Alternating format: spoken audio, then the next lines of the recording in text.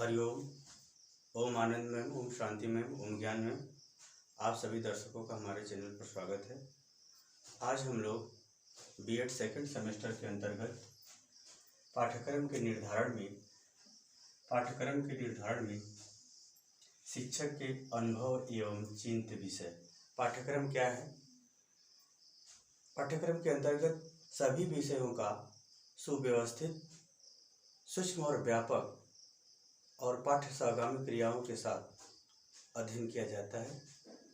ये पाठ्यक्रम होता है और पाठ्यक्रम एक प्रकार से पूरे राष्ट्र के लिए मार्गदर्शन, निर्माण और सुसंगठित करने का आधार भी होता है।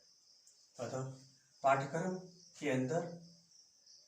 के निर्माण में शिक्षक के अनुभव एवं चिंत विषय यानी शिक्षक का अनुभव और विचारणीय विषय क्या है, जो पाठ्यक्रम के निर्माण में या निर्धारण करने में बहुत उपयोगी होता है।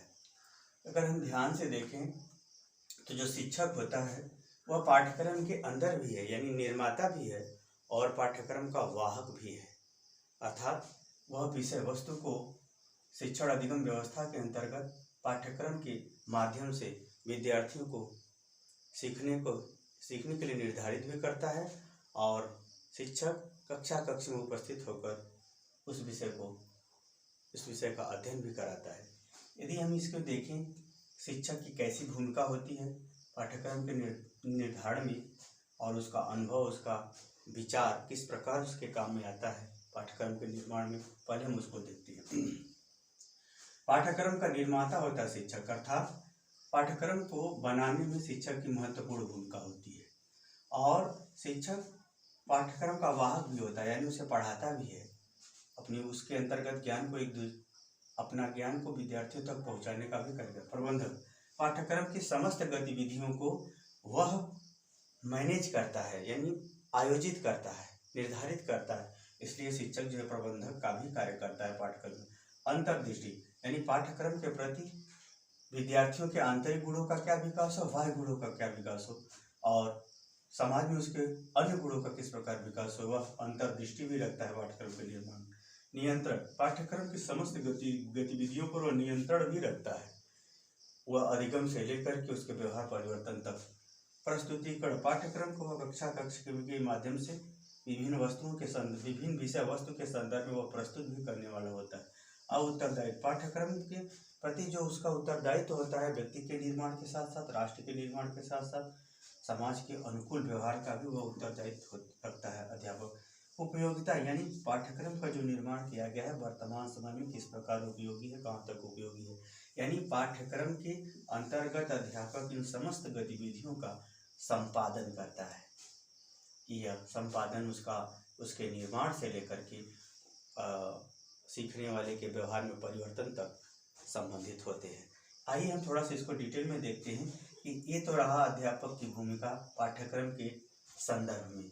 अब चलते हैं कि यह अध्यापक अपने अनुभव और जो विचारणीय विषय है वह किस प्रकार से पाठ्यक्रम के अंतर्गत समायोजित करता है, निर्धारित करता है, उसको देखते हैं। यदि निर्माता की बात करें तो पाठ्यक्रम का निर्माता अध्यापक होता है। उस निर्माता के अंतर्गत विषय की कितनी मात्रा हो, कोई विषय कितनी मात्रा में पढ़ाई जाए और जो बच्चों को सिखाया जा रहा है वह किस दिशा में सिखाया जाए, समाज के या उसकी किस प्रकार अनुरूप हो, इसका भी ध्यान में रखा जाता है। इसके लिए भी वह विचार करके उसको शामिल करता है। और प्रत्येक विषय के पाठ्य सहगामी क्रिया, यानी जैसे आप कोई रसायन विज्ञान करते हैं तो उसके संग प्रयोग भी करना पड़ता है। तो यानी विषय के संग संग जो सहगामी क्रियाएं होती हैं उसको क्या बोलते हैं, पाठ्य सहगामी क्रियाएं। यानी पाठ्य सहगामी क्रियाओं को किस स्तर से कितनी मात्रा किस रूप में शामिल करना चाहिए, यह सभी अध्यापक जो है अपने अनुभव और विचार के द्वारा निर्धारित करके पाठ्यक्रम में शामिल करता है। यदि हम वाहक की बात करें यानी मीडिएटर है, अध्यापक किसका माध्यम है, पाठ्यक्रम को सिखाने का भी माध्यम है, वाहक है। जैसे वह शिक्षण करता है तभी वह पाठ्यक्रम के ज्ञान को एक स्थान से दूसरे स्थान यानी विद्यार्थियों तक पहुँचाता है। संप्रेषण यानी जानबूझकर भी वो ज्ञान को पहुँचाता है, उसके लिए वो माध्यम विभिन्न उपकरणों का भी प्रयोग कर सकता है।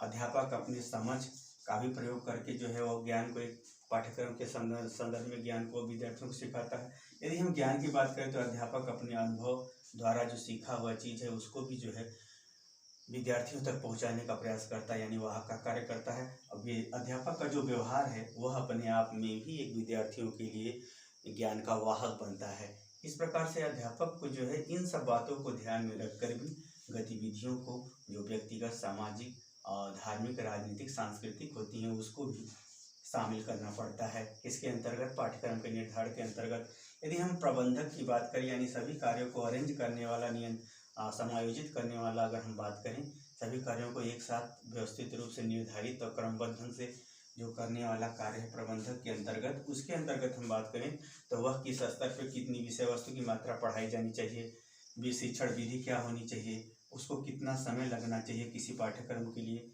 जैसे 3 वर्ष, 4 वर्ष, 2 वर्ष, 1 वर्ष, जो भी पाठ्यक्रम है उसका समय अवधि भी इसी के अंतर्गत अध्यापक निर्धारित करता है। और अधिगम, व्यवहार में किस मात्रा में किस स्तर पर परिवर्तन होना चाहिए, यह भी अध्यापक जो है विचार करके विषय वस्तु का निर्धारण करते समय शामिल करता है। और स्तर के यानी शिक्षण स्तर, स्मृति स्तर पर पढ़ाया जाएगा कि समझ स्तर यानी बोध स्तर पर पढ़ाया जाएगा या फिर उसको चिंतन स्तर पर पढ़ाया जाएगा।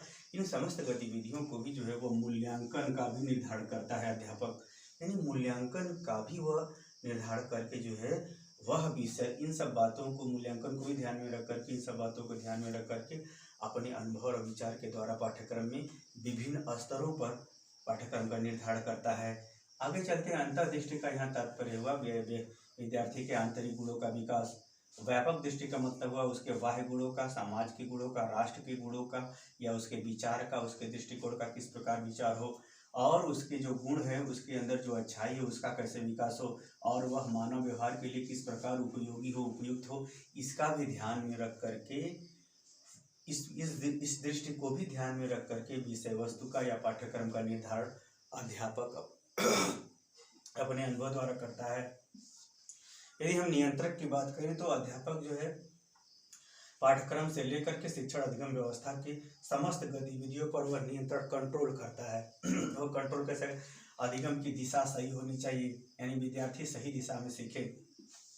विषय स्तर कैसा हो, यानी किस स्तर पर कितनी कठिन विषय हो, कितनी मात्रा हो, किस रूप में हो, इसको भी वह नियंत्रण करते हुए शामिल करता है। और व्यवहार मतलब अध्यापक जो है जो वैज्ञानिक व्यवहार है उसको भी निर्धारित करता है, जिसके अनुरूप शिक्षक पढ़ाता है और विद्यार्थियों को सीखने को भी सुनिश्चित करता है। इसको भी ध्यान में रखकर, इसको भी नियंत्रण में रख करके विषय वस्तु को अध्यापक अपने अनुभव और चिंतन के द्वारा पाठ्यक्रम में शामिल करता है।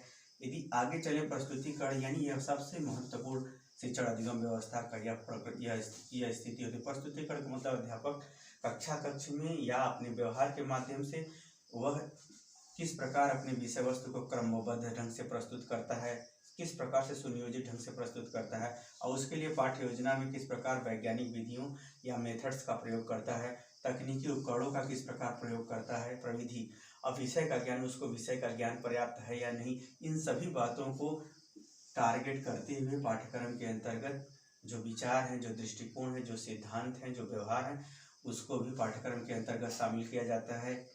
अध्यापक जो उत्तरदायित्व की अगर हम बात करें तो उत्तरदायित्व के अंतर्गत क्या होता है? कार्य करने की जिम्मेदारी उठाना या अपने दायित्व को, अपनी भूमिका को समझते हुए उस प्रकार से क्रियाकलाप को बढ़ावा देना। अध्यापक इसके लिए क्या करता है?